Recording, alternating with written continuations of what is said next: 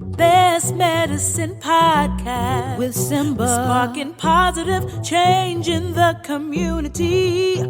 Having real conversations and therapy. You know that laughter's the best remedy. Got that heavy dose of humor for your hearts to heal. With mental health, it can't get any more real, yeah. Best Medicine Podcast. Laugh, love, learn. Best Medicine Podcast. And we back. Best Med Pod. It's the diagnosis. It's your man Simba Roar back in this thing once more, bruh.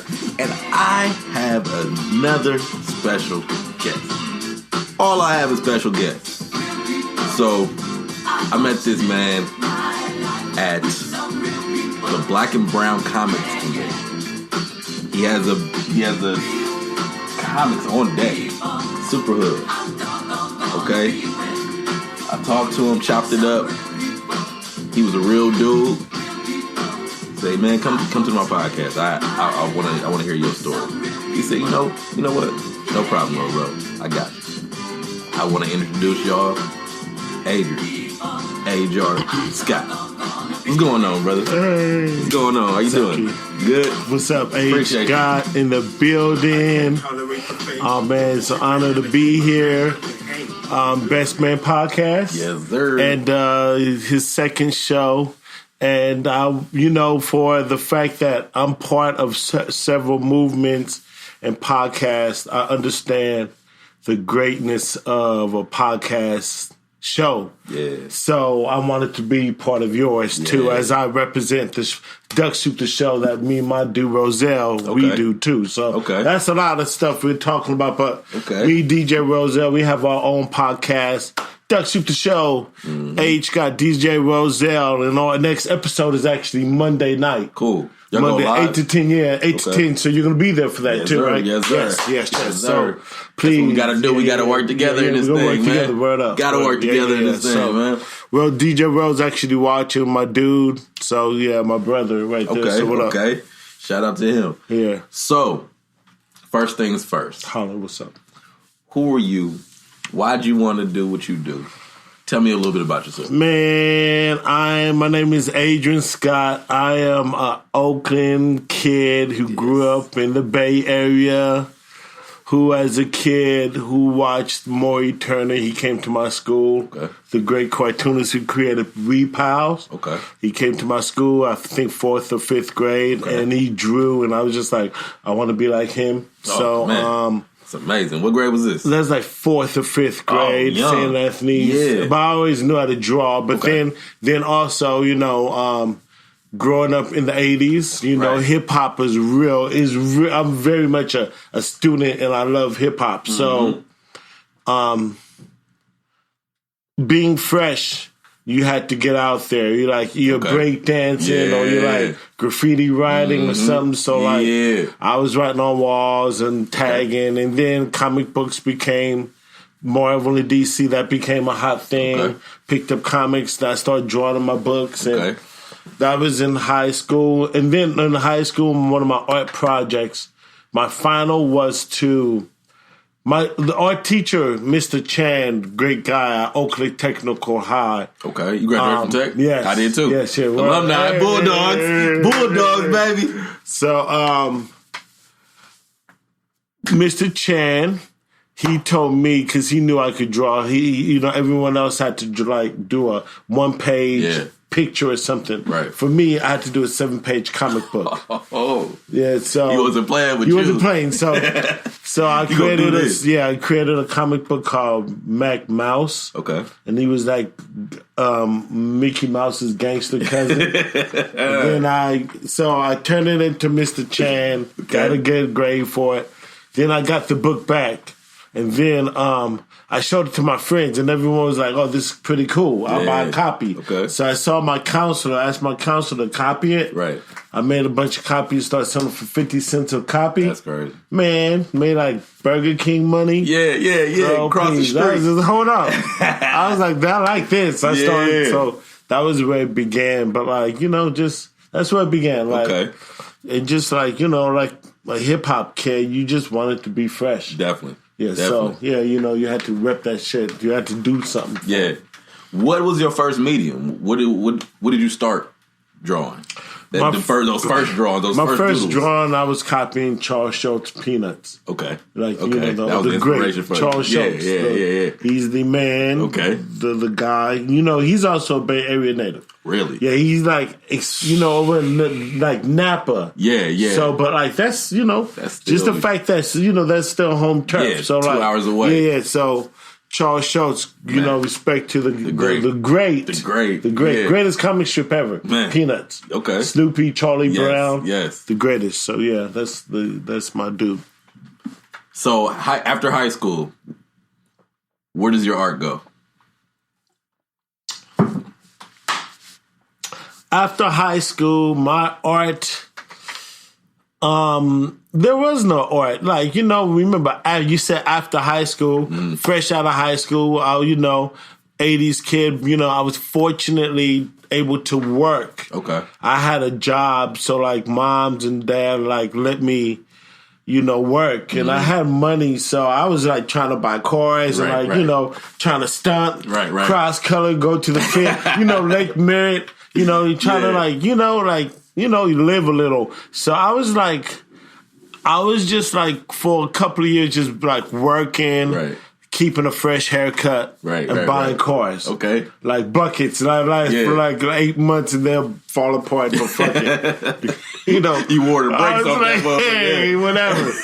And but I always when I was hardcore into the graffiti writing before police started clapping down and all, I was out there like graffiti, like tagging all over there by Montgomery Wards when catch the BART. Yeah. And you see like by Fruitvale and 23rd and all. Right. You see all those. That was where we got down at. So I did like excessively get down when I did get down, to the point where when I stopped, people were still like, "You still doing it?" It's like, a void. I was really out there like tagging and the pieces and the whole shit. Like, so. Okay. And then hold on, I want to cut you off. Oh no, please. I'm here for you. What's up? Tell me about Oakland in the 80s. Because I came up, I was born in 91. Mm-hmm. I'm born in 91, so I grew up in 2000s Oakland. So bring me back 20 years from there. Man, what is Oakland in like? The 80s? A ball of a time, huh? Well, there was a lot of things that was really different. Like you had festival at the lake. Yes. You had size shows that was, Foothill was 2 lanes. Yeah. Wow. You know what I'm saying? You can actually race on Foothill. Yeah. You know what I'm saying? I remember Foothill was 2 lanes. That was like now they collapsed into one. Yeah, traffic was yeah. But hey, I remember. What else? Hip hop the culture was about being creative and fresh and doing some other shit, some new shit. And hip hop was fresh then too. So everyone was like trying to outdo each other, but in a real competitive, artsy way. Okay. There was beef, but even I'm not gonna front.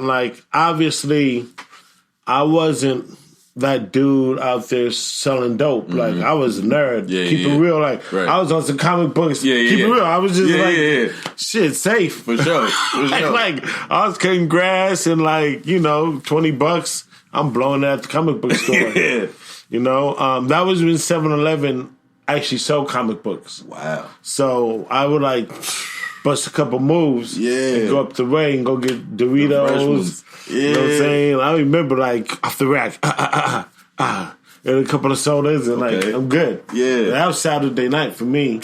So, but then,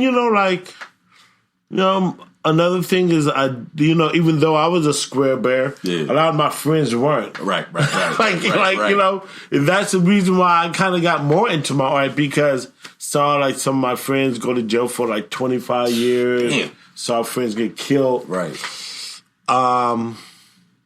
I'm a certified square too. So. Yeah. And when you a square, you always, rock with folks that's with the shits. It's like, yo, because it's not even to say that you with them for you to be protected, but they fuck with you because you are exactly who you are. Yeah, you're not trying to be them. You're trying to be you, and they like you for that. And yeah, y'all might be out here doing the crazy stuff, and I get to see it. And I might be in the car while you doing this, but I'm not a part of it. No, I vividly remember. Like I said, so I was the neighborhood graffiti writer. Okay. Like, I was putting up tags all over the hood, so cats would see my shit all over the place. Right. So, and the pieces I would put up were legitimately nice looking too. Okay. So cats never beef with me. If my shit was trash, they'd be like, stop that shit. Yeah, exactly. Right? But my pieces were like nice, so I was cool with the hood. Yeah. I was working like my older brother, he was out there a little more than I was. Mm-hmm. And I knew the hood. Yeah. So it was like one time I went to work, got out for freshly got paid. I have like $200 from 2 weeks. Yeah. I'm feeling like I'm balling. Yeah, you the man. These dudes got a G or two in their pocket from in an hour. Today, an hour, real tough. So whatever, man. I mean, I'm lucky to ride the backseat of the Cougar. Yeah. You know what I'm saying? We're 4 deep. Yeah. The little girls see it. Oh, look at these jump out. I'm like, hey. Yeah. So, but then I remember one night that, the homies, we all went to some spot. Somebody got into a scuffle. Mm-hmm. We had to jump back to the car. Yeah. And I get back to the hood. And as we're going back to the hood, somebody shot at the car. Damn. And somebody in the car got hit. Damn. And dude was just like, my boy got hit. He's bleeding. Yeah. And as they're looking at each other, like, long story short, they're like, we got to go get the guns, go get back at this cat. Yeah. So I'm looking in the corner, holy shit. Like, my boys I'm really in this now. Yeah, my boys like, take Adrian home. Yep, facts. They're like, I was like, so respectful. Like, they were like, he's not the dude. Yes. He's not, we're about to go bust some crazy ass moves. So, they took me home. And that's the part that they don't talk about. When we talk about all the, the dope boys in the hood and how bad for the community they are, they really look out for the ones they know that's going to make it. And it's like, nah, take him home because we don't even want to put him in the hood. No. And so, I don't know. I feel like I have an equal amount of square, but like hood. So definitely, that's enough to survive. So, and then on the other side. So from doing the art, I have that. Okay, so I'm not trying to fast forward without your question. So after high school, stayed fresh for the most part. Yeah, and then another thing that happened was. A big pivotal thing in my creative career was seeing my boy D Wise get signed to Priority. Okay, so what happened at this time was, I recorded songs and shit like that, but never really tried to pursue the rap game. Yeah. I have friends who pursue the rap game. Right. And my one dude, D Wise, and the Bums, they got on, got signed, and that was a big thing for all of us. It was cool. Yeah.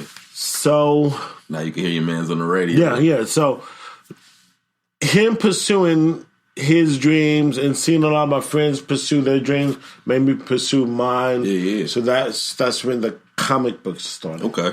So that's when. What age is that? 22. 22.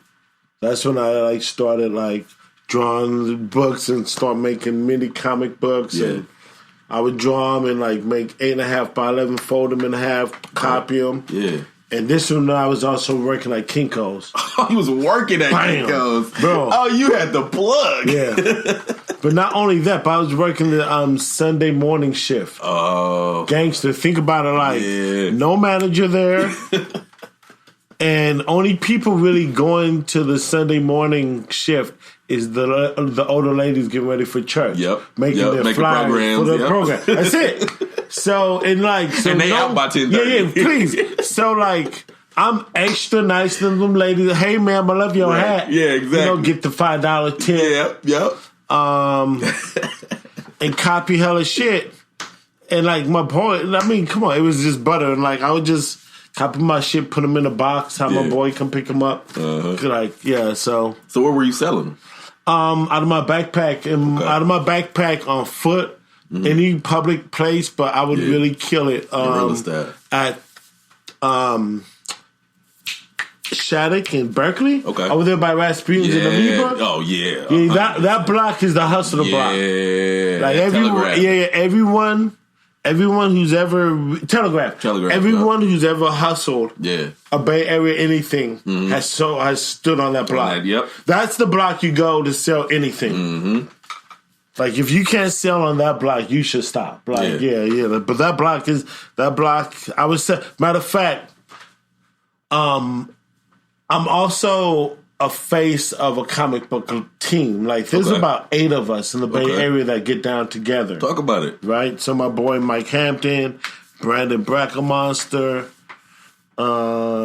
Sin Z. Like, there's a bunch of us. Jamil, NPC Comics. NPC Comics? And so we would, print the books up. I will also have my boys come through Kinko's. Like, I got the plug, bro. I'm working that night shift. Come through. You may have to come through at 2 a.m. Yeah. But it's good. Yeah. It's good. Come through. Right. So, and they gonna make that bitch. They would. Boom. Yeah. Come from SAT. Oh, damn. Yeah. To Vallejo. Okay. If you had to. But, so, Planet Earth, what's up, Chris? Another podcast dude. That's my dude. He has a dope ass Now versus Then dope ass podcast. Okay. But, so my dude, basically, we would all print up books, go on the block, and sell standing up out of our backpacks. And keeping it 100, we also had a seller's permit because the days that they would do the farmers market, you would have to have your permit on you, right? Because you don't sleep. Yeah, people are making a lot of money over there. Yeah, so. What was the name of your of those comics? What names were those comics? Hood Magazine. Hood Magazine was like a hip hop mad magazine where I had like a lot of different characters. Yeah, that's where One and Phil started off at, and then that's where, So, and like I would just print my comic books up and like set them on my backpack. Right. And that was before convention. That was before like WonderCon. Yeah. And all the cons. Like I seen WonderCon start off. Like from day one. So yeah, it's pretty smacking. Yeah. What's up? So you're selling them out your bag. Yeah.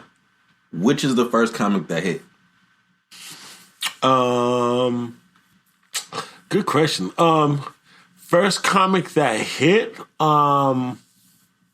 I kind of feel like, I'll say this on air, bro. Like, I'm not a grandeur dude. Okay. Like, as much as it seems like I could be or I am, I'm not. Like, the first comic I hit was like Hood Magazine because the crew I was with, we were like the most exciting thing in this building. Like we're the hip hop heads. Right. We playing music at our booth. Right. All the hip hop youth were immediately come to us. Mm-hmm. So like said, like there was a bunch of guys that got down with us, with me. But like One and Phil as my own individual book, One and Phil, Wonder Joint Philly Blunt started off as that thing, turned to One and Phil. But One and Phil was the first book. Yeah. Run that back. Run and Phil was what? Yeah. I have to show you my. You said Wonder Blunt? Yeah, Wonder. All right, so so this is my other book, One and Phil. Okay. So if you notice on my arm, I got Super Hood. Yes. And One and Phil on my arm. Like these are my comic book properties on my arm. So, really proud of my shit. So, yeah, One and Phil. And they're like the Ren and Stimpy in the world of hip hop. Okay. After Monday night, I have the book for you. Okay. All right, okay. Cool. Wonder Blunt and Philly Wonder Blunt and Philly Wonder Joint and Philly Blunt. So, okay, long story short. Yeah. So, before, how did I even get started on the comic book shit? It was just, like, free time. smoke a blunt and like listen to some dope music and just draw and draw for the love of it. Right. Just make a book and like, it's fresh. It's done. Like now it's printed up and sell it. Yeah. Like people, you'll be surprised.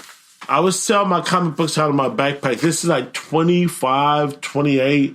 All, you know, this like 92, 94, 90, 94 is when it started. Okay. So after 94, it's just on. It's running, Like, okay. I would sell my comic books on my backpack, black and white. Okay. Folded in half. Right. Like, boom, like $1. Sometimes it got $5. Yeah. Sometimes you'll be surprised. Cat gave me $50 for a book once. Just because he was an older gentleman and he was just like, I never seen nobody do it like this since Robert Crumb. Okay. And that was another dope ass artist from San Francisco. Okay. So, yeah, I'm not familiar with Robert. Man, you know, this is little shit that I mean, if you Fritz the Cat, amazing cartoon. I definitely know who that is. Okay, Fritz the Cat, the creator of Fritz the Cat. Oh wow. Okay. So so from San Francisco. Yeah, boom, there it is. Yeah, so man, yeah. I always say that the Bay Area holds so much talent. Yes, we have so much talent within a couple of hour drive. We are out here. I'll say this, bro. Like the Bay, there is a renaissance going on some art shit. Yeah. And more people should podcast and more people should put books out, music, and So I'm feeling real good about the shit I've got. Like I got my books and got my music, got my podcast.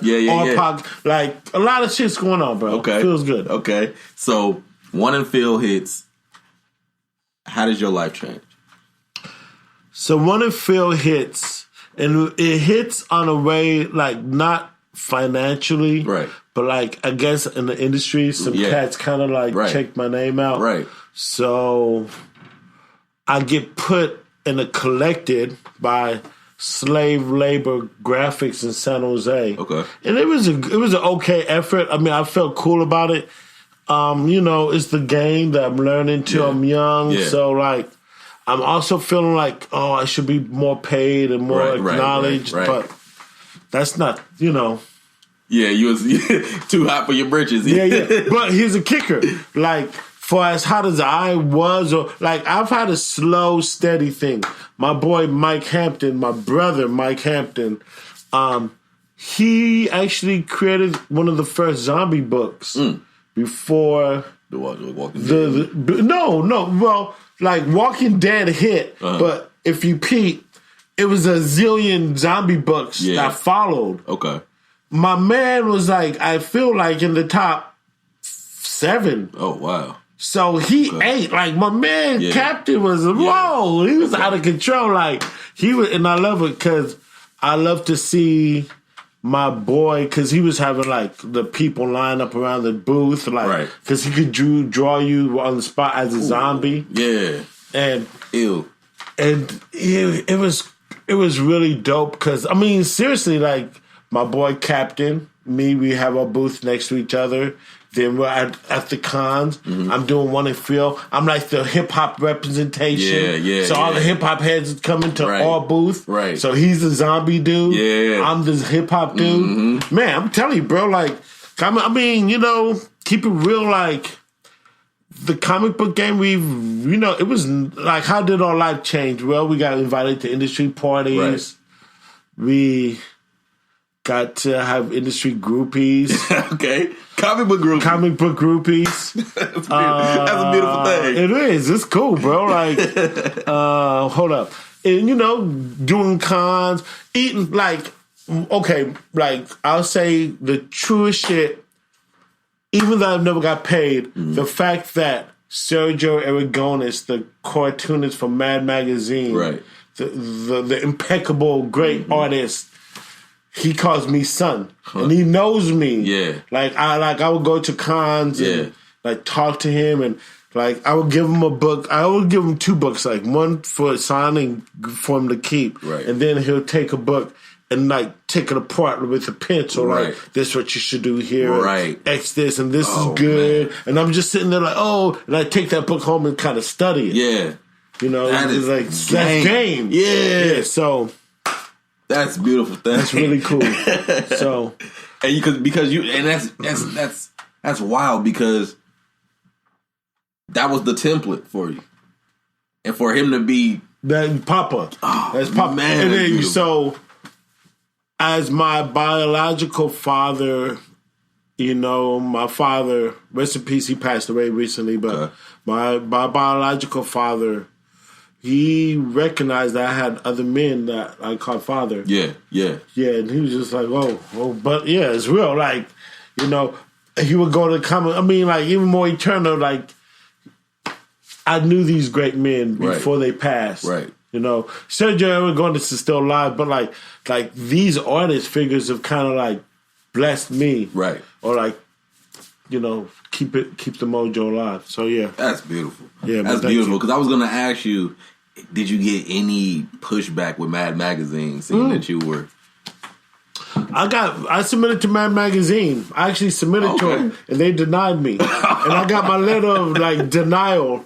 They're like, your shit's whack. Oh, man. I'm like, no, but Come on, man. No, they said I wasn't good. I mean, whatever. Like, wasn't good or I didn't fit some criteria. Yeah. But here's a kicker, like, I still got that letter at home and that's cool. But like, when I was in 6th or 8th grade, I was trying to submit to the newspaper. Okay. And my mom wouldn't let me. Because I was drawing these strips. I was trying to like put packages together and my mom was just like, you don't want to do that shit now. Like, and now that I'm older, I understand the business. Like, the business is ugly. Like, I get it. But then on the same, But then on the same note, my mom and my parents were very cool with my art because, the back fence, they used to let me graffiti the back fence, you know, and in my bedroom, they let us tag up the bedroom. Oh, like, wow. But give you a huge campus. But the bad side of that is, remember those in the neighborhood, I was tagging and leaving these big ass pieces, right? Mom's seen those pieces. Of course. Mom's in that. Like, all the elderly people seen the pieces too. Man, hell, I think some of the ladies saw me actually tagging up the wall with a big ass bag. That's like, Scott Boy out there again. Motherfucker. So I remember one time, me and my family were coming from church and we pulled up to a stoplight. And my mom's driving, and as I stop at the red light, right over my right shoulder, it's a big ass Tron. It's a big ass Tron on the wall, like, bam, it's hella fat. And I'm just looking at, I'm looking out the side of my eye. My brothers know I did it. Yeah, of course. But like, my mom's looking, she says like, well, that's a nice piece of art. And she's just like, whoever's doing that is going to get in a lot of trouble if they ever get caught. And I'm like, I'm in the back seat like, yeah. But not today. But my mom knew it was me. Of course. But like, that's one thing. Like, my mom never stifled my art. Like, that was really a beautiful thing. Yeah. Like, she let us have hip hop in the house. Right. As long as our grades were cool, you know. Mm-hmm. That's what it really comes down to. And then like Saturdays when we're cleaning up the house, you know you want to play that shit when you clean up your room. Yeah, exactly. She's just like, close your door. Yeah, I don't want to hear that. I want to hear that shit. So at this point, what are you listening to? Man, Boogie Down Productions, KRS-One. I was a big hip hop head, like Rakim, Big Daddy Kane. Like, me and my brothers all were into hip hop so much that basically one of us copped something. Yeah. Like, it was always there. Like, it was like, if I got Run DMC, you got Beastie Boys, you know, so, and remember, I wasn't a broke dude. Like, I just worked to buy, like, gear from the flea market. And, like, I was working at the flea market at this time, too, so I made a couple of bucks. I'm buying the bootleg cassettes. Right. And then, man, that's what we were rocking. Right. Man, please, I got the LL Cool J first album on cassette, $5. Yeah. I'm buying like five for 20? Bam!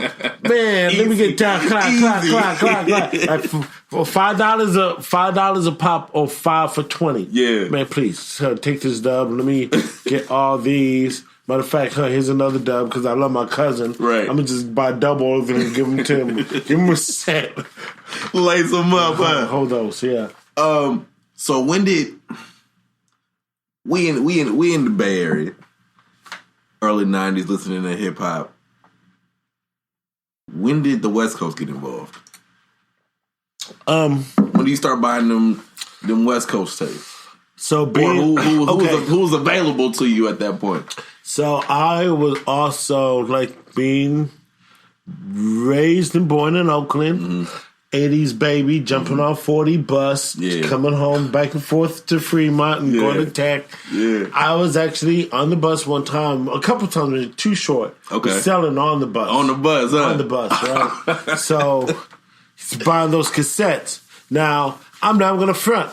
I never really actually bought one myself, but my cousin bought, like, he had the bundle. Like, he always, so if he bought the new Too Short, like, bootleg cassette, he called me and, like, I'm shooting up, running top speed to go listen to it at his house. So, I mean, my cousin Mo always had those short cassettes. And, so, but like, you know, I mean, I was a hardcore fan of hip hop in general. So, NWA, Compton Most Wanted. Okay.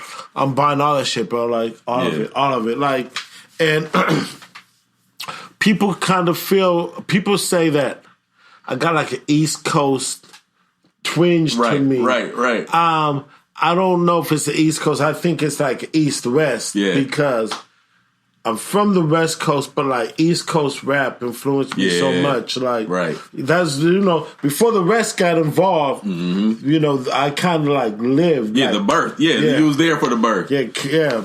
Boogie Down Production, like, you know, like Sugar Hill Gang and all these certain albums were cool, but my mom liked those too. Yeah. Exactly. Like, they were all right. But like when Boogie Down Productions came out, hold up, that was my shit. And that was like, you know, hip hop. That when hip hop came out, that gave me a platform to say, basically, hip hop to me was like this. I looked at it like as a kid, I was just like, wow, these men created a whole new moniker, a whole new name. They called themselves whatever the fuck they want. Yeah. And as long as you were dope, that's exactly what you were known as. Yeah. Like, whatever the fuck you want to be called. Right. As long as you were dope. like no one called you by your nickname. But like, so I would go by, and then also, the name Adrian is a multi-sexual name. Right. There's, you know any girls named Adrian? Yes. Yeah, so Adrian. So as a kid, you remember I'm trying to be this big brother kid. I'm kind of big for my size and shit. In 3rd, 4th grade, the teacher says, first day, when I call your name, stand up. Right. Teacher's like, David stands up. Sam stands up. Cindy's. Then Adrian. Me and a girl stood up. And I'm looking like, hold up. Right. How you got my name? So that's where the age began. I was just like telling teachers like 3rd grade, call her Adrian, call me Age. Right. So I was like really like 3rd, 4th grade, motherfuckers like keep it real. I wouldn't even address you if you call me Adrian. It was real, It was real. Like I was just like, call me Age. Right. That's real. And as I grew up, my mom used to be like, I'm calling you Adrian. Yes, Mom. Of course. Yeah, of course. My auntie, I'm calling you Adrian, of course. Like, but my homeboys, my partners. Yeah, always. Bro, always. You call me Adrian, I'm like, actually, you ready to fight. You know not to call me. Come on, bro. I'm not even. So anyway, I'm sure Rocky didn't help. The Rocky movies didn't help. I know. That's the staple. That's just like, come on, man. Like, I heard that a million times. Adrian. I'm like, yeah, okay. Yeah, fuck off. It's cool. It's original. It's cool. So, but yeah, man. So, yeah. I always say, you called it. You mentioned it. How like. We creative types, we kind of nerdy types, kind of hang out with each other. Definitely. Even as a kid, like, I was always down with crews and, like, still sharp and still. Yeah, definitely. So, yeah. So, to the new millennium hits, we're all scared. Y2K. How does your art change in the 2000s? Okay. Well, at this time, the comic books are picking up. At this time, the rap thing is also picking up momentum too. Right. Like I did, like the song "Real People." Right. You know, I've made. Yeah, keep it real. Like me and the squad, we all kind of ate. You know, we kind of like became not superstars, but we definitely were a notch up beside them bums. Yeah.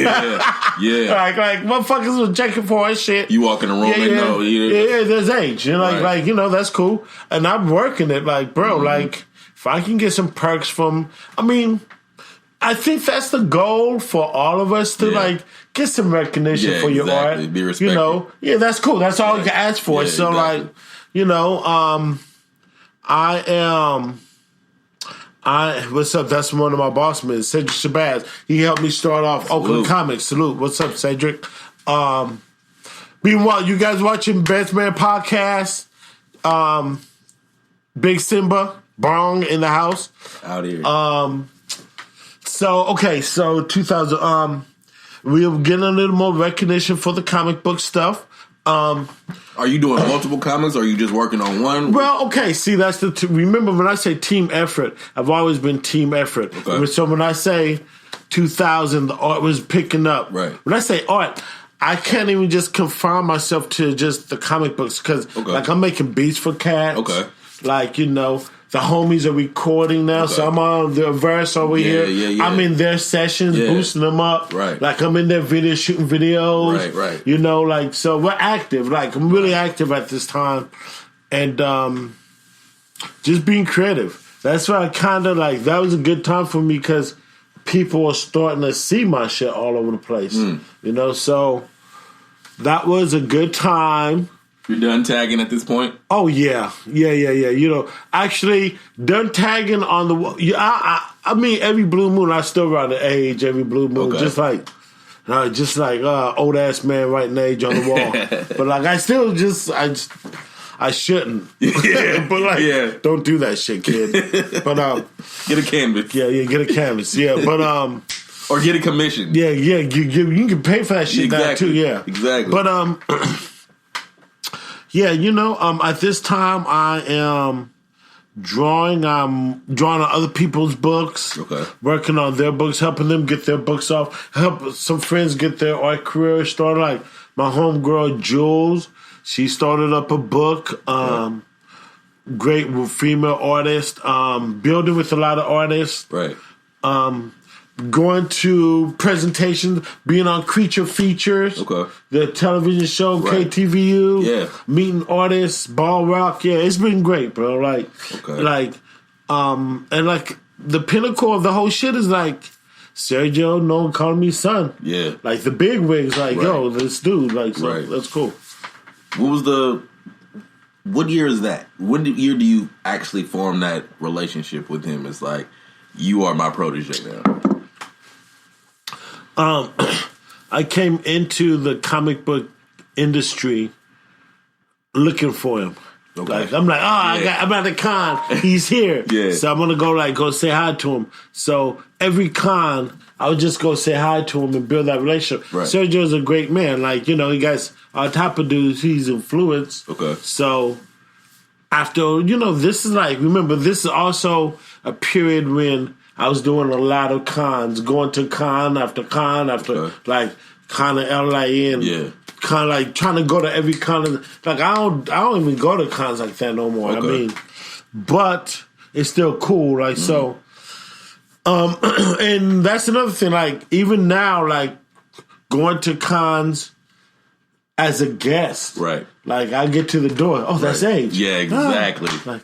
Give him a free pass. Okay. Yeah, okay. This yeah, exactly. You know, studying it over. Like, okay. Can I get a Coca-Cola? Yeah, exactly. Okay. Shit. Work it.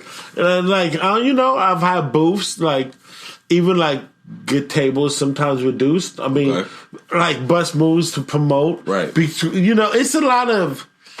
And then the comic book industry is a trip now too because it's so popular from the movies that in a a convention hall of 30 tables, them 30 tables, 15 are bought up like that. Instantly, right. So it's like by the big corporation. Yeah, by the big corporation. So the other 15 is like Hunger Games. Like, yo, here's a table. Who last man standing can get it. Right. Like, right. So it's cool. I mean, it's also, it's cool to be recognized for your art. Definitely. That's the truth. Definitely. That's what I wanted to talk to you about. Where, now that comic books are so accessible and the movie are so big now, does that diminish the art of the comic book? Well, do you mind if I hold Superhood up while we even talk about this one right here? No problem. I'll hold one up too. Thank you, G. So, are these anthology series or this is book 1, 2, and 3. Okay. So this is Superhood. I write it, and I have a bunch of my friends help me put it together. Alan Angel helped me do he did like the main art. Brandon Brackemonster on the covers. Sinzi helped me on some gray tones. Like, it's been a crew effort, but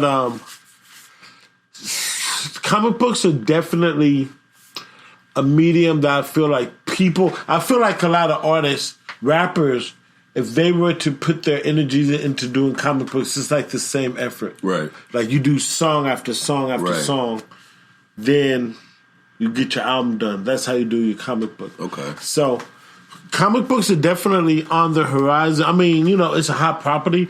I feel like people should write more comics. Yeah. And tell their stories in comic books and shit, You think that would equal out the hype of the big corporations? If the everyman just started producing their own books? Well, this is 2019 and the technology is there. Right. You might as well just use it. Fuck around and have a super good movie. Hey, seriously.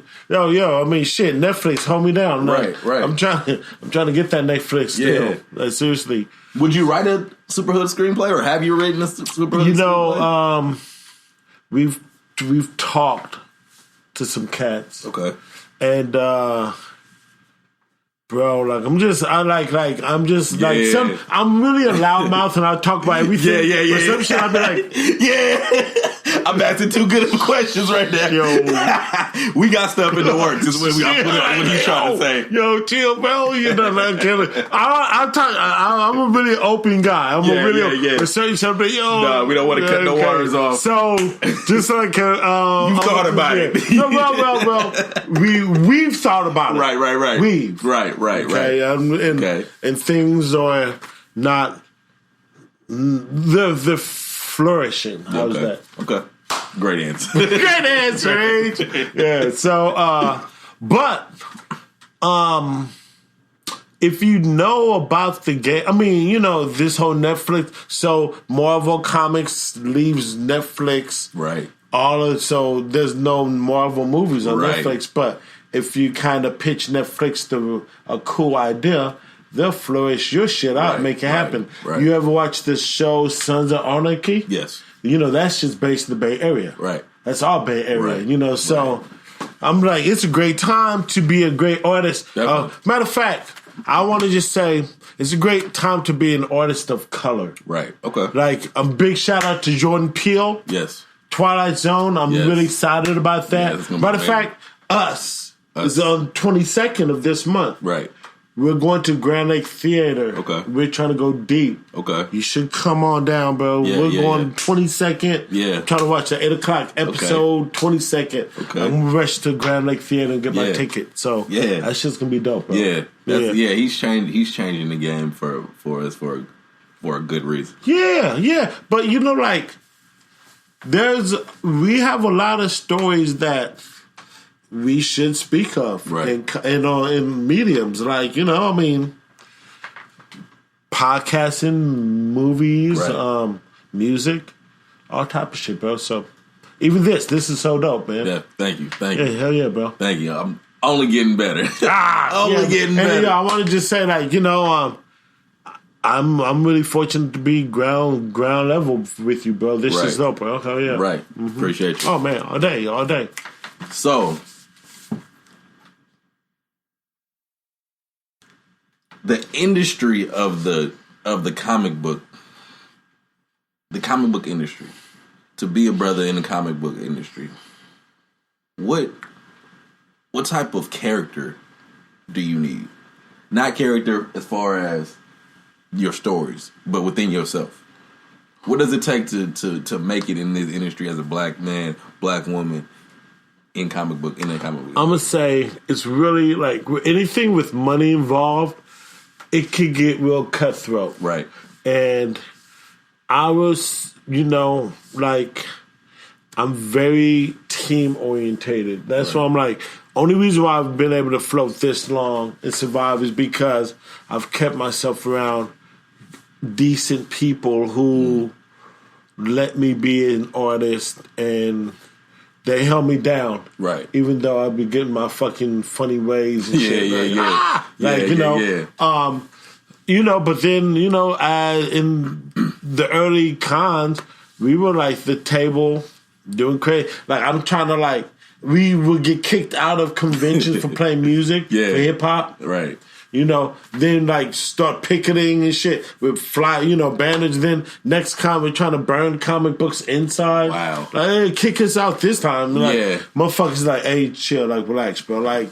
So I'm wilding out as a kid, and I don't know, I feel like I didn't get too nutty with it, but I always tried to be felt.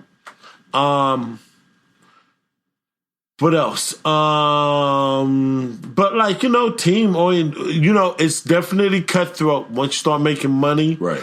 But then keeping yourself around a good team is definitely important. Mm-hmm. But then another one is knowing how to reinvent yourself, because even though I've done One and Phil and Superhood, I've also done some children's books. I have a children's book in the library. I need to re-release that.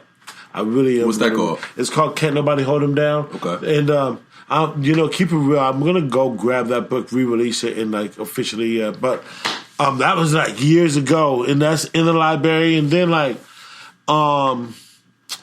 I do the web comics on the phone. You can read One and Phil off your phone. Yeah. Okay. Shout that out. Tapastic.com. One and Phil, you can read it online there. What's that again? Tapastic. TAPASTIC. Okay. .com. Okay. One and Phil. One and Phil. Check it out. And man, just trying to you have to know how to be creative. Keep yourself energized. Right. Keep yourself recreating yourself. Okay. Was there any point of a writer's block or an artist block? So the artists I kind of hang out with are there's some dope artists. From being a dope artist in the Bay, you know dope artists. Right. So I would call my friends, and when they would ask them what they would go through for writer's block. Now, being down with a team of these guys, these artists I was with, we were very competitive, lightweight, in a friendly way. But if you can't get one book done in a year, you need to sit down. Huh. Bro, you got 12 months, bro. You could in 12 months, one book. Right. So we will at least do one book a year. Okay. That's where that starts off with, and then so still sharpen steel. Definitely. And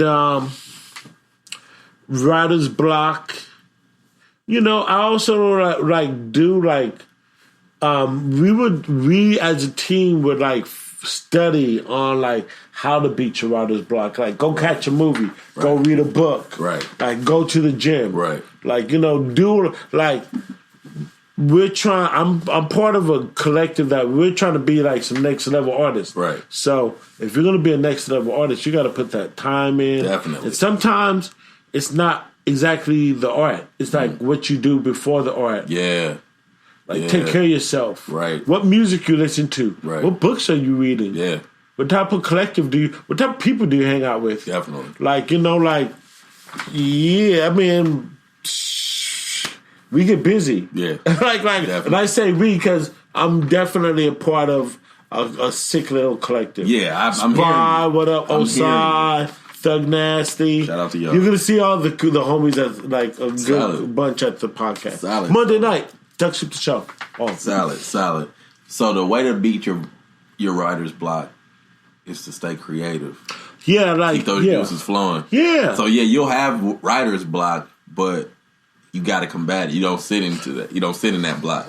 No. Like, first and foremost, you kind of gotta, you got to do. You have to do some self-reflection, right, on your own shit. Like, what are you trying to be? Like, what are you trying to do? Like, right. Are you trying to be a okay artist? You trying to be an artist? Right. And if you are trying to be an artist, what type of artist you trying to be? Like, definitely. You trying to be a mediocre artist? You trying to be a good one? Yes. Or you trying to be one of the ones that leading the pack? Right.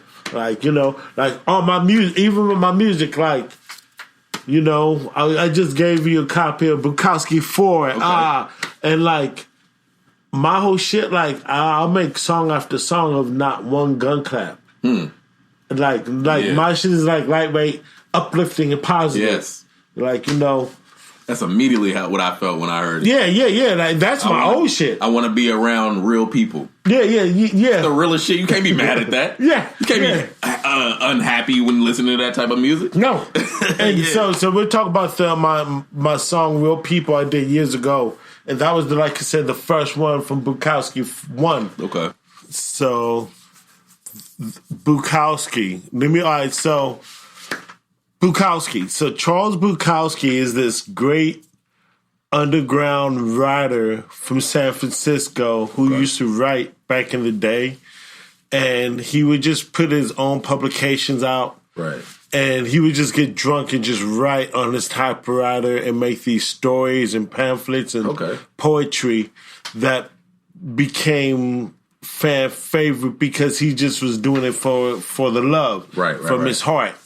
So he eventually became known for being like one of the true pioneers of underground poetry. Okay. So the rap and the beat thing for me is really like, it's like secondary. It's just like expression for me. Like, I don't do the rap or the beat making thing to aspire to be on the radio or anything, but it's fun. And then I see my friends getting down. Right. So that makes me want to, why not? Right. Definitely, so, but then, also being an 80s baby, I just got to be fresh. I got to try to do some other shit, some sick shit. So, so I just, we just got finished peeping out some of the songs. Definitely. And some production and all. And, I tell you, he'll take a sample and flip that thing and chop it up so good. Oh, it's like a dinner. It's like a dinner for your ears. It just chopped it up. I'm sitting here like, oh, these chops just flow so seamlessly. Yeah. All right, so the Bukowski, like I said, I gave you an advancement of Bukowski 4. Mm-hmm. So the Bukowski, my rap name, I guess, is H got the Black Bukowski. Okay. And as Bukowski, I'm trying to just like do doper shit than everyone else. Like that's I'm a hip hop head. Like, right. That's just what was the tradition. Yes. Yeah. So here I am. Also maybe I'm from a different era and like I'm cut different or something. But like when I go in the booth, I'm trying to do shit that's different. Yeah. Like Let Me Walk. Yeah. We've seen some of the videos, the place of song. Let Me Walk. That's a song about taking a walk. Okay. Like, I don't want to do anything that the homies are doing. Like, while everyone else is making songs about how big their car is, I spent money on my car and how big this shit is. Mm-hmm. I'm literally saying, I'm going to take a walk. Right, like, yeah. And I'm going to smoke a blunt, and I'm going to just walk with the little chick and have some conversation. The mundane things that we take for granted every single day. Yeah, Could real be people. A dope song, Real people. Oh, that's another thing, like, so the Bukowski, like when I do rap, I'm very comfortable in myself. So people who've heard my shit, like Bukowski, I've been doing it for a minute, like real people, right? That was the first one out the park, right? But that was the first one. That kind of was like letting people say, people said, I kind of feel like a Tribe Called Quest from the Bay. Yeah. You know, that, you know, or like, it's like when you hear my whole completed, it's like a little MF Doom. Oh my God, I'm so glad you said that. Because when you were you grabbed your CD and was headed to, I'm like, I'm hearing a lot of Doom. Yeah. Just the way you coming off when you rap. Okay. Like I know exactly what I'm talking about there. Like cats who've heard my shit, like they say it's like a little bit of Doom with Tribe Called Quest, but from Oakland. Yeah. But then when you hear the sampling, because I purposely do my own beats. God. Then the cats be like, I kind of feel like Madlib or some Wu-Tang. Yeah, I was about to say RZA. Oh, some RZA. The way RZA, like a Doom and a RZA, like your octave of voice. Yeah. Oh, and then but then also like, so, Woman Scorn. I'ma fuck you up. Yeah. Like. She'll fight you. Yeah, she'll fight you. Yeah. Shit is ill. Yeah. Like, it's ill. Like, ill. It's ill. Like, that song is harder than anything. Like your chick laying next to you, screaming on you is way harder. Oh my God, terrifying. Then some niggas are like claiming they're gonna shoot the hood out. Yeah, no, your woman. It's a Talk about that. I ken that song to it's a song by Royce the 5'9" called Part of Me. And the whole thing goes, it's just this fly dude, rapper or ball player, whoever he is, just some flaunty dude who just, you know, fucks women and just moving to the side because he the man. Two chicks plot on him. And we saw it happen. That was one of the illest songs that I've heard because that is terrifying. That's a horror movie. It's a horror movie. Yeah, and you know, even looking at the video, because we're talking about the video Woman Scorn, it's on YouTube. Yeah. Please go check it out. H. Scott in Paradise. Yeah. I wrote this song, made the beat, and I actually had my homegirl come sing it. Okay. But I wrote the whole shit. Then when the song was done, I had the whole vision. Yeah. And got the homies and shot the video. Please go check the video out, Woman Scorn. Yeah. But like on some horror movie shit, like the font, February 5th, the day it came out, which is my birthday. Okay. That's like the Shining font. Yeah, okay. So I'm trying to like, So, but then on the same note, that's why you rock with Jordan Peele. Yeah, bro. Hold up. Like, if you notice, all through this whole shit, I'm always referencing another artist before me. Exactly. Because I know, to be a dope artist, you should know about other dope artists before 100%. You, just out of respect. 100%. And so when it's your turn, you'll be able to, you know. Yeah. So, excuse. So on some hip hop shit, some beat making shit, the beats, man, I dig on samples. Right. You know? And I know we all dig. See, the thing is, bro, I know we all dig and I know we all get down, but I'm trying to dig a little bit deeper. Yeah, exactly. You know what I'm saying? Exactly. Because I'm hearing this I've never heard these never, yeah, never. And then, even with my... This symbol was a little different Yeah, bro. I be trying to, bro, woo. And then, even on the beat making tip, it's not straight looping or drums. If you know, it's just scratching and a lot of shit going on. That's not the traditional beats.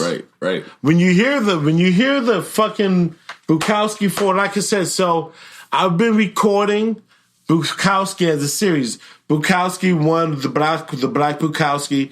Then the second Bukowski was Mini Meets Age. Okay. And it's on SoundCloud. And it's I made a 7-song EP of nothing but sampling Minnie Riperton. Oh my God. And that's like it's strictly a download.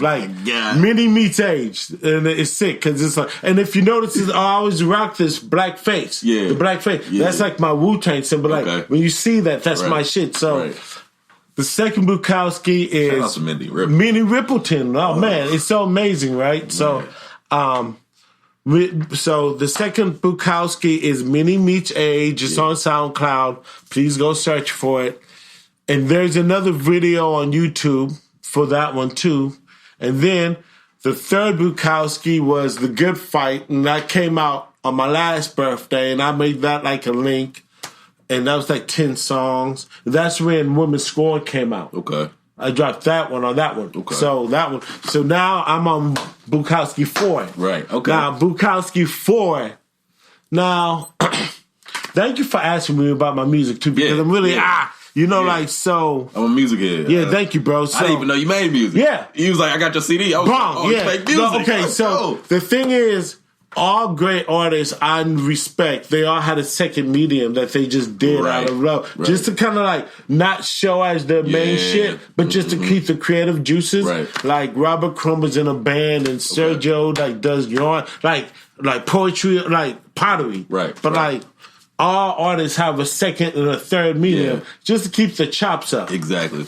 So that was all kind of all blends.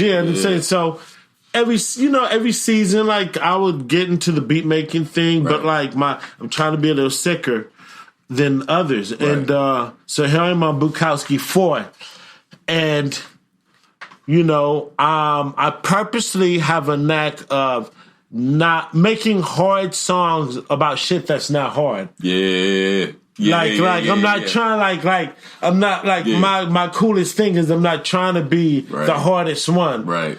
On the mic, I'm not trying to out-thug you. Whole song about making a sandwich. I'm not, make it slap too, though. Exactly. And, for you to hear the whole shit, though. Yeah, go ahead. That's the dopest part, when you can just make a song about nothing and it be a dope track.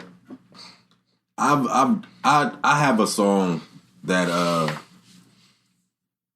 I'm doing, it's the Before I Let Go. Before I let you, that sample. Yes. Yeah. So it's that sample. Yeah, of course, that's beautiful, right? Yeah. So it's that, and it's just, I'm saying everything to this girl that I just met. Yeah. Before she walks away from me. Yeah. And I did it like one take type style. Messing up and all that shit because that's what we do when we talk. Sometimes we stutter, and at the end, I was like, all good. At the end of it, I was like, even though I fucked up, you heard the sermon. Like, you heard what I said, even through the mess ups. Like, yo, yes or no, it was good. If not, then have a good day. That song off the top, Before I Let Go, that's a beautiful song. Yes. I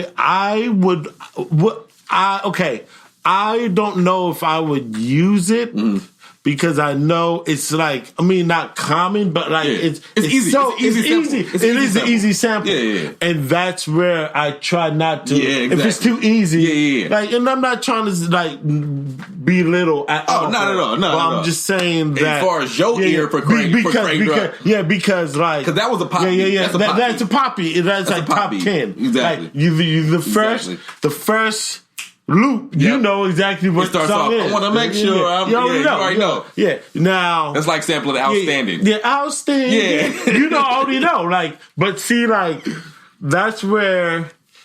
So on some Bukowski, on some creative, like my whole shit is, I try to be like, I'm not trying to be the hardest. I'm not trying to be the most thugged out, but I am trying to be the most creative.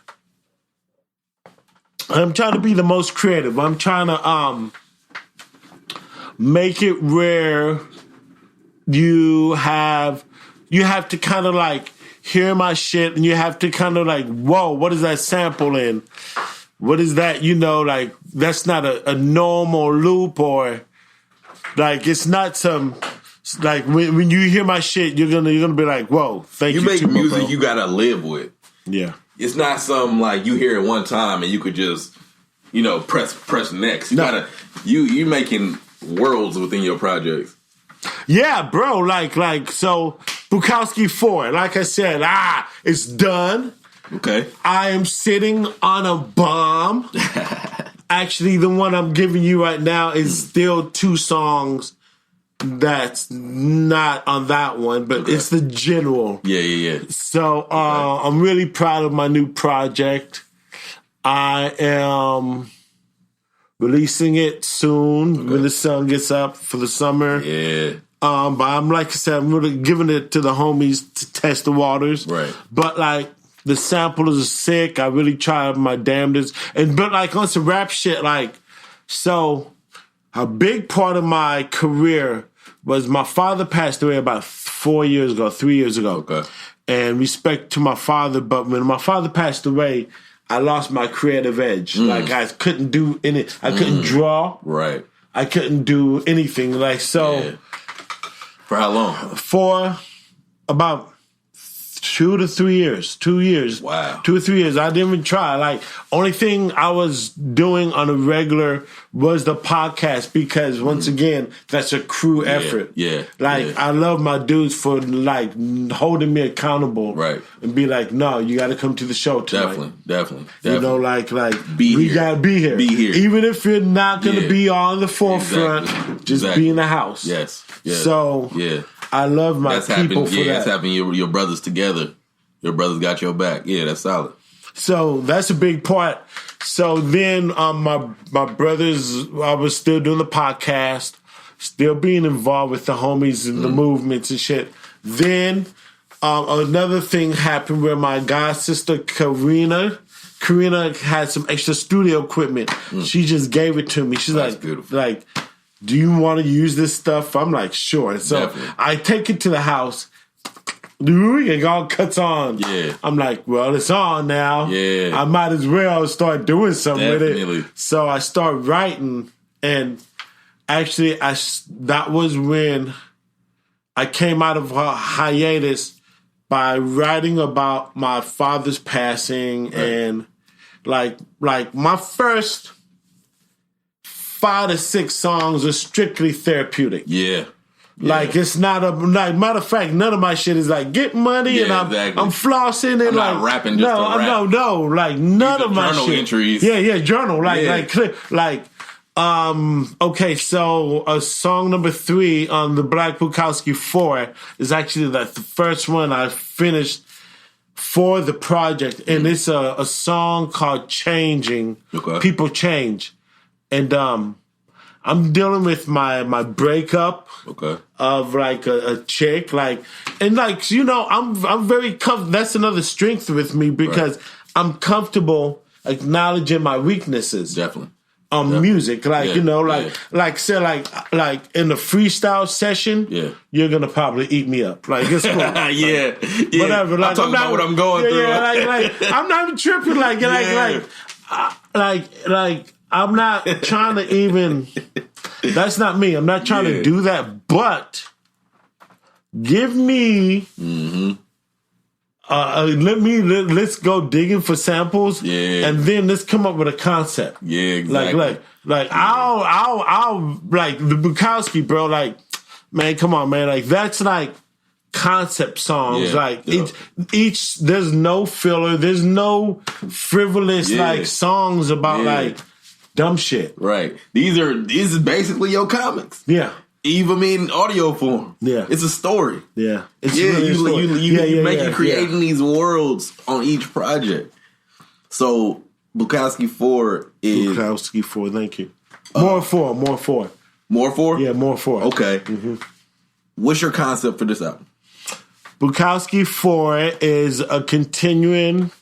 At the end of the day, when you get older, bro, you just want to like look back and say that you did it. Like, you know what I'm saying? You did the best with your life. Yeah. So, like, this is like, I envision putting all Bukowski 1, 2, 3, and 4 on one project and make it a wax and a CD, make it like a 50-song project of all the Bukowskis. And like, it's all nasty, you know what I'm saying? Yeah. And that's a growth of a man, right? Yeah, bro. Like 1 through 4, and like people checking out 4 makes them like, oh, want to go listen to 1, right? And then 1 and dig for 2 and 3, like. And, you know, I mean, I'm also a grown-ass man in this shit, bro. Like, I'm 49. I'm almost 50.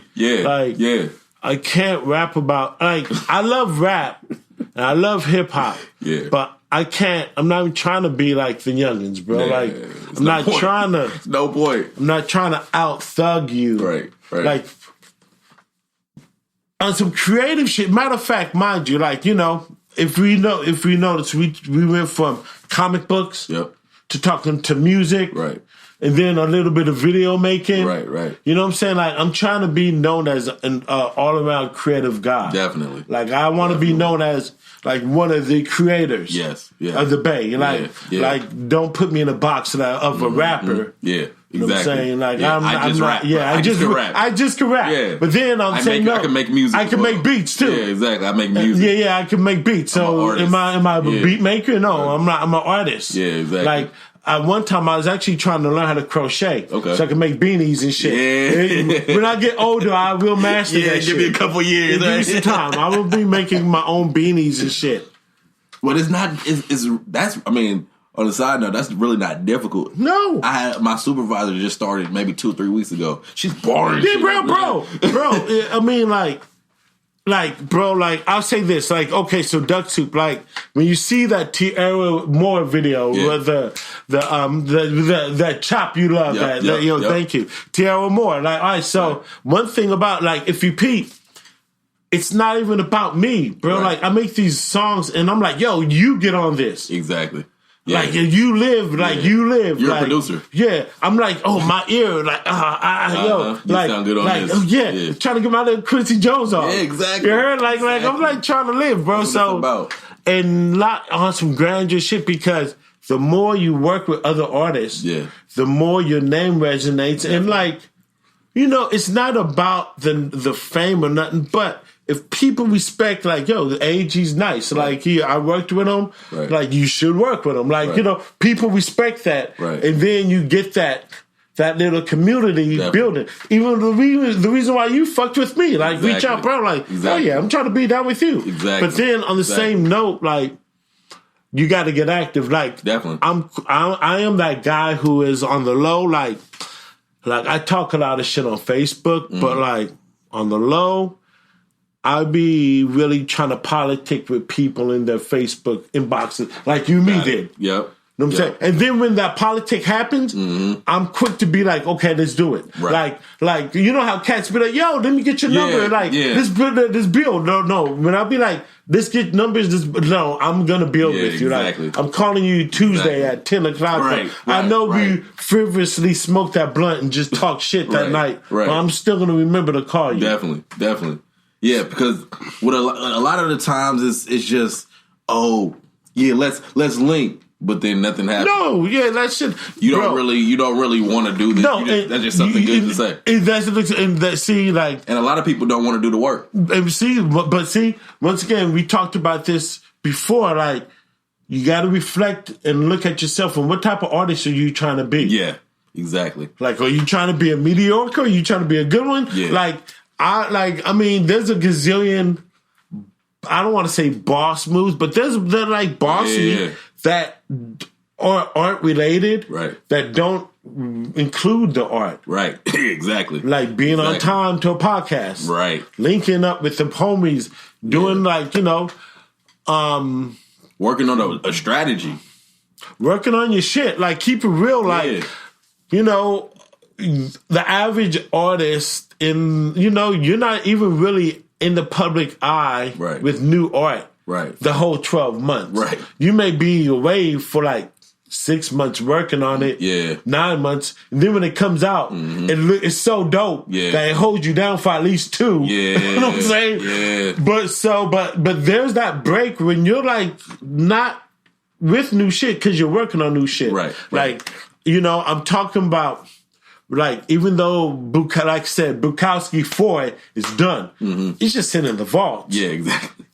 Exactly. It's right there, like, click, click, like a boom. Yeah. Like, I'm ready, I can't wait to hear, like, to see what you think about it, but, like, that's done. And, like, I'm 24 pages into the next one in film. Okay. All full color. Okay. That's 24 pages into my next one in film. It's called We Love One in Film. Or it's either We Love One in Film or I Love One in Film. Okay. That's the new one in film. Okay. And we are currently, with Superhood, I'm pitching it to comic book publishers to get it turned into a trade bank right now.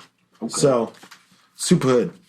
This is what I say this a lot, and I'm gonna speak for this podcast. I personally work 40 hours a week. I gotta do damn near double that in a week to make this podcast possible. Yeah. Like, this is a full-time job on top of my full-time job. I never stop working for this because I want this to be at a place where I can walk in the room and like, hey, I want to talk to you and get my business on. I want to help people's businesses. I'm not here to be famous or anything like that. If I have a voice, I want everybody around me to have a voice. I want the communities that are not represented to have a voice. I work at a middle school and at a high school. So I'm getting students from right where they need to have somebody like me in their lives. So this is life. The creative is a life. Like, it's not just a job. Yeah, I also work in a high school too, and I feel you about working with the youth. Yeah. You work with the youth to give you a certain type of energy. Definitely. Good, positive energy. Definitely. It's a hard job. Definitely. But, it's rewarding on that note. Okay. But, when you get off work working for the man, you got to go to work and work for the man. Yeah, exactly. Once again, I go back to like what type of artist are you trying to be? Like when I get off work, I'm fortunate I can do 6.5 hours. Yeah, and that's my day. Okay. So I'm a little bit. I got a little bit of daylight still, but but yeah, like get off work, and it's like I don't watch TV. Don't watch TV. I bet, right now I'm excited about the playoffs. So I'm going to watch more basketball. Okay. But, like, beside that, I watch cartoons here and there, while I'm eating. Yeah. But, like, on YouTube or something like that. But, this is, between making a beat or drawing or writing a rhyme or being like, bro, what's the alternative, though? Yeah, stop it. Not being creative. And then is that what you're trying to do? Yeah, and not being creative for creative is death. Yes. It's like, what am I doing? What am I doing? So, once again, I was speaking on my crew. My dude Thug Nasty, the secondary dude who holds like me, Thug Nasty, Roselle. We all started Cheat Albie. We started Duck Soup the Show, the podcast, like 3 years ago. Okay. Duck Soup? Yeah, Duck Soup the Show, 8 to 10 every day, every other Wednesday, DJ Row, H. Scott. That's our podcast. Okay. 3 years in, we've had some great shows. People come. We've had a New Year's Eve show. Okay. That was insane. And one thing he says is like, he's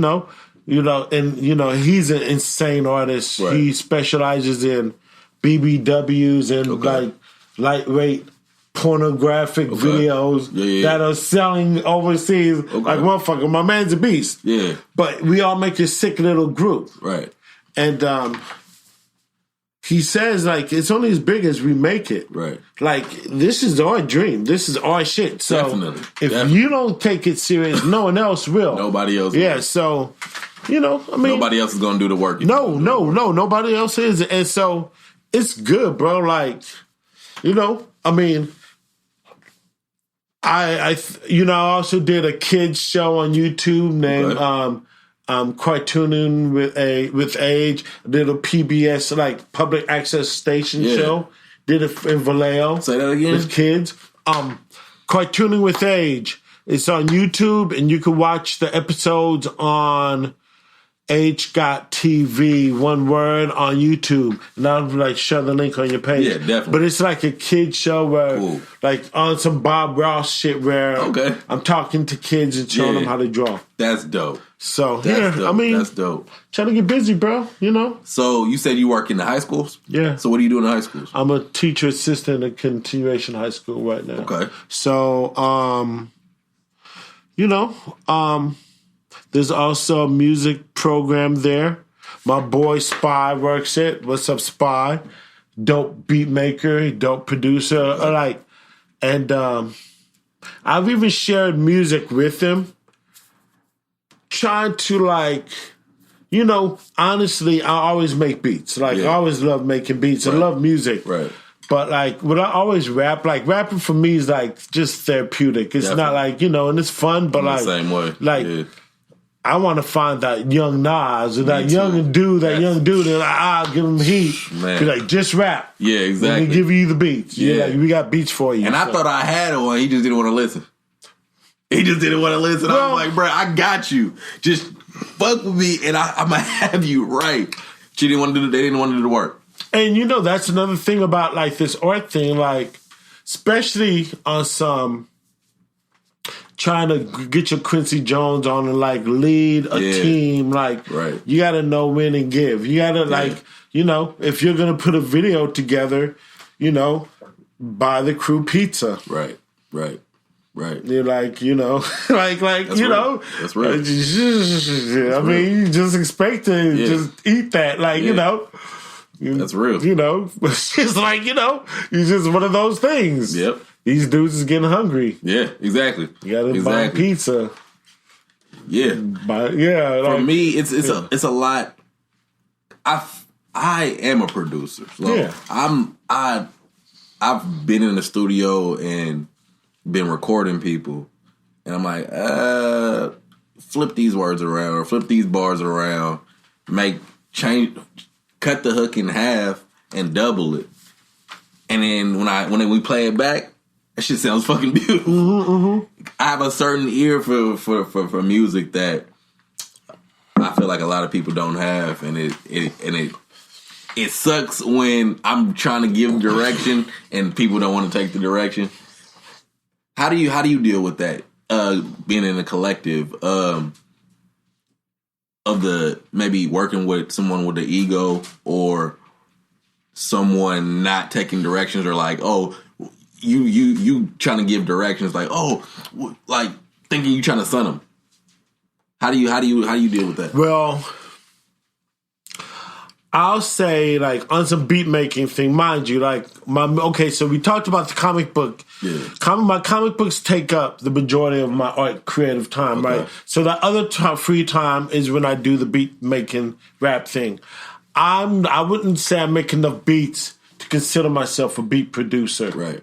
I got homies who got beats. Right. Them niggas got beats. Yeah, they sit in there all day. They got beats. So this file, but I don't have enough of those, right? So when I do make excessive beats, or I got it, I'm in beat making mode, and I'm like, oh, this beat will be dope for Osai. Let me call my dude, yo, I got a beat for you. Yep. Will you please come through?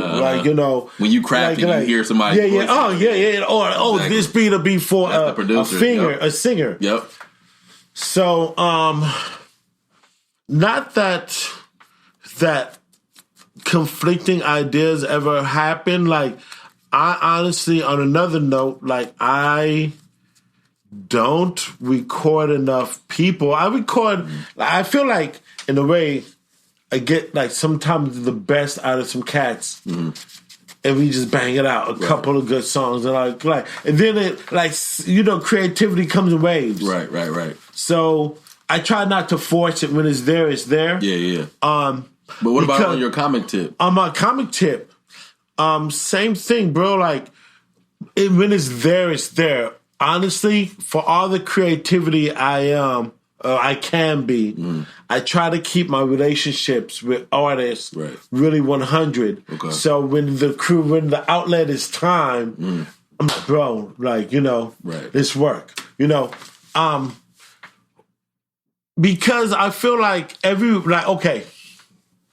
artists. We're all artists. Right. Artists are weird. Yeah. We're all weird. We all have our sensitive, weird. But I'm going to be a little more sensitiver and recognize you're sensitive and cater to you to get your best out. Right. I'm not going to say I'm using you, but I'm going to be like, that's like lightweight.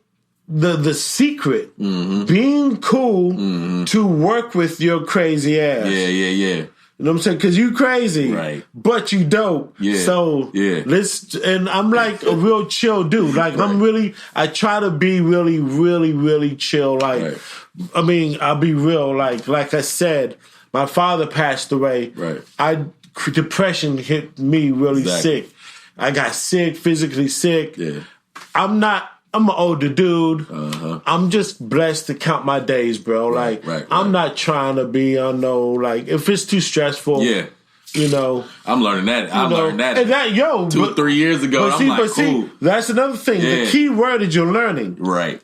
This art thing we're doing is a lifelong thing. Exactly. If you're gonna be in it to win it, bro, like we're all learning, we're all students. Right. And as long as you're willing to accept that you're learning.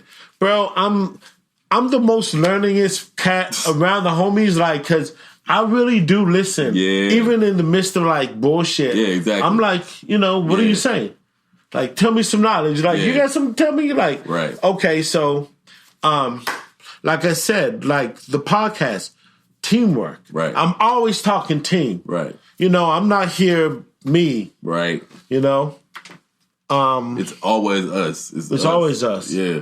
It's always us. And even as us, sometimes you got to cut your brother's slack or cut your sister's slack. And then you got to look at the bigger picture sometimes too. Hold up. All right, so me and Tierra Moore, the female that sings over those. So we made a group called The Sons. Okay. All right, so I make the beats, she sings. Okay. I'll say this. The homies who say, Jesus Christ, she's such a beautiful female.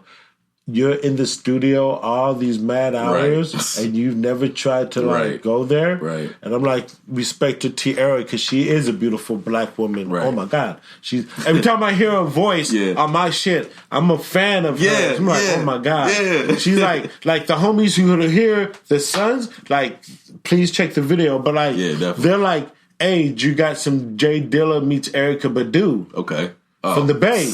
Come on. Yeah. That would have, oh my God. Yeah. It's really dope. It's really dope. Yeah. And respect to my beautiful sister, but not to say, it wasn't challenging because I didn't look at her like that. But some other cats would not maybe be able to keep their composure like that with a hot ass Black Nubian queen at your studio 2-3 in the morning. Man. And I don't have a girlfriend either. Right. But I have female friends of course. That were in the house. And my female friend called me yo, what's up? I'm like, I'm recording The Homegirl. Yeah. So they're like, it's 11:30 at night. Right. I'm like, yeah. I'm like, and holler. Yeah, that's a challenging situation. It is, but yeah, because because when we're so into what we're doing that other shit don't matter. Okay, yeah, she's an attractive woman, but I want this song to come out good. I don't care about none of that. You are dope, and I'm a fucked up individual. I'm not trying to fuck you up and fuck up this relationship because I need you on these songs. But see, that's the bigger picture. Once again, I'm gonna keep on going back to looking back to what type of artist you be. Remember this, bro. Yes. Simba, your name is gonna travel further than you will physically. Definitely. You know, And I want cats to, when they do cross, age, man, I heard of what you do. I love to work with you. Right. Like, you know, right. So, and then like, man, the proof is in the pudding. Definitely. Like Tiara would testify. Right. Man, we banged out some shit. Like, you know, and she's a beautiful singer. Mm-hmm. We are en route of recording her solo. So she's we're up next with her to record her solo album. And, you know, we're fortunate. It's fortunate. The dope shit is to be respected for your art. Definitely. So, the beats are sick. Definitely. Mm-hmm. Man, the beats. Like, I can't even, when this come out. When the sun come out. It's raining right now. But when that sun come out. I'm shitting on niggas, boy. I'm like, this is... I don't get into rapper mode. Yeah. But when I get into it, it's like, come on, let's go. Like, man. You know, I'm also from the era, like, okay, you drop. Okay, I'm gonna drop too. Let's go. Man, when I don't record music anymore, but damn near every single minute that I'm awake, I'm either rapping in my head or I'm just doing mundane things and just keeping you said, sharpening my sword. And man, it's to create every single day is the greatest thing ever. Yeah. It's the greatest thing ever. Yeah. So the music, right? The beats try to be different. Even the videos, like, if you notice, like, the videos, I showed you a couple of videos, like, that's not the standard, you know, Bay Area video not shit. Not at all. Like, you know, I'm not trying to do, like, the standard shit, bro. Mm-hmm. Like, so, man, you know, just try to be creative. Do you have a release date yet, or are you still, you know, keep it real. Like the album is done, but we want to also shoot a video too, and drop the video right with the album done, like, or at least like a week or two apart of each other. So it's coming, but you got it early. Yeah. And man, like, please let me know what you think about it. 100. The sampling, man, the digging is real. Yeah. The digging is real. Thank you so much, man. I want to thank you for coming, man. Yeah, hell yeah, bro. I appreciate this. This man, I met him at the Comic-Con, at the Black and Brown Comics Convention. And he grabbed me up right here when we was talking. He grabbed me up like this. And he had to compose himself. He was like, my bad, man. I'm like, you a real one. You a real one, amen. Thank you. You ain't let me down. Thank you. Thank you. So tell me where you can find you. All right, so you can find me Facebook, AGESCOTT, Scott. You can find me as National Press Comics. Matter of fact, in the physical, me, National Press Comics. What up, Jamil? What up, Fred? Joe? What up, the whole crew? National Press Comics is a Bay Area comic book publishing camp that helped me put out the collected One and Feel. I'll have a copy for you Monday. Thank you, sir. And it's a 220-page hardcover hip-hop oriented comic book. Please check out Super too. Review them all. 100%. And you know, these are some good brothers. We attend the comic book conventions. Like, we go to the comic book convention. We go to Fresh Fridays. So National Press Comics. And you can check us out hgot.com. Hgot on Facebook. Hgot on Facebook, please. And Instagram, too. Spell it out for him one time. AGESCOTT. Google my shit, bro. You can go find my shit on Google, YouTube, Hgot. Real People, A Woman Scorned, fucking Let Me Walk, Hgot on SoundCloud, The Black Bukowski, Bukowski 2, Mini Meets Age. Yeah, I want to listen to that one. Bukowski 3, The Good Fight, those are both on SoundCloud, and Bukowski 4 is coming out this summer. This summer. Yes. Solid. Thank you so much, well, bro. man. I thank you again, man. Thank you. 1,000 times. Bro. But before we move on, you're coming to our podcast. Yes. Monday night. So please, Simba's gonna come to Duck Shoot the Show 8 to 10. Radio for the World with DJ Roselle. Simba, you coming through to our shit, right? Yes, sir. Right? I will be there. I will be there right after work. I'm good. Okay, yes, sir. Thank you so much, bro. Thank you. This has been another. Oh, before I get out of here, I want to leave y'all with y'all diagnosis for this week. So your diagnosis for this week is something to think about. What kind of artist do you want to be? And always keep learning. It's your man Simba Roar back in this thing one more time, bruh, and we out of here. Thank you for coming, man. Thank you for coming. That shit's dope. Yeah.